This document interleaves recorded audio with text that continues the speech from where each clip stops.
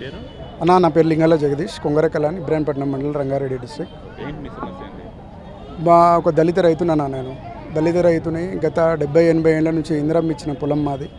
ఆ పొలాన్ని నిన్న మొన్న వచ్చిన కార్పొరేట్ కంపెనీలకి, ఫాక్స్కాన్ కంపెనీ అని చెప్పి కంపెనీ వచ్చి మా దున్నుకుంటున్నా, ఇప్పుడు సాగు చేసుకుంటున్నా ఆ పొలం మీదనే ఒక 100 మందిని ఆధారపడి ఉన్న మా దళిత రైతులము అలాంటి పొలాన్ని గుంజుకోవడానికి ప్రయత్నిస్తుంది దౌర్జన్యంగా. అది కూడా చుట్టుముట్టు పరద కూడా స్టార్ట్ చేసింది. మీరు ఏం చేస్తారో చేసుకోండి, ఏ గవర్నమెంట్ చెప్పుకుంటారో చెప్పుకోండి, మేము గవర్నమెంటే మాకు ఇచ్చింది, గవర్నమెంట్కి ఏం చెప్పుకుంటారో చెప్పుకోపోండి అని చెప్పి దౌర్జన్యంగా పోలీసు దగ్గరికి పోతే మీ ఆ పని ఆపిరంటే మీ మీద క్రిమినల్ కేసులు అవుతాయి అని చెప్పి చాలా భయభ్రాంతులకు గురి చేసి ఆడ పిల్లలు ఫాక్స్కాన్ కంపెనీ పిల్లలు పడ్డాయి. మా నాన్న గుండెవలికి చచ్చిపోయింది సార్.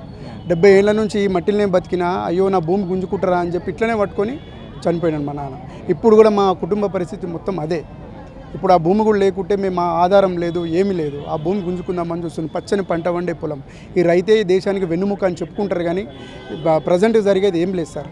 జస్ట్ మాటల వరకే, ఓన్లీ మాటలకు, సినిమాల వరకే పనికి వస్తుంది రైతే దేశానికి వెన్నుముక అని. ఆ రైతు ఎంత ఆత్మహత్య, ఇలాంటి కార్పొరేట్ కంపెనీల వల్ల ఆ రైతు ఆత్మహత్య చేసుకునే పరిస్థితికి దిగదారుస్తున్నారు సార్ ఈ గవర్నమెంట్లు. ఇప్పుడైనా రేవంత్ అన్న వచ్చిండి, ఇప్పుడైనా మాకు న్యాయం జరుగుతుందని చెప్పి ఇక్కడికి వచ్చినాం సార్. అది పరిస్థితి. మాది 7 ఎకరాల పొలం సార్.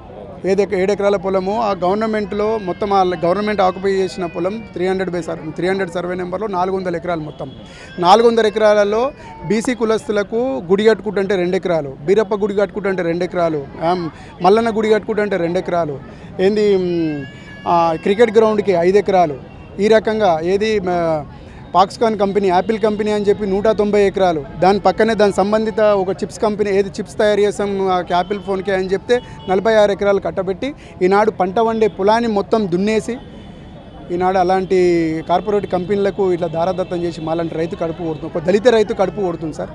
దయచేసి న్యాయం జరగాలని చెప్పి కోరుకోవడానికి ఇక్కడికి వచ్చినాం సార్.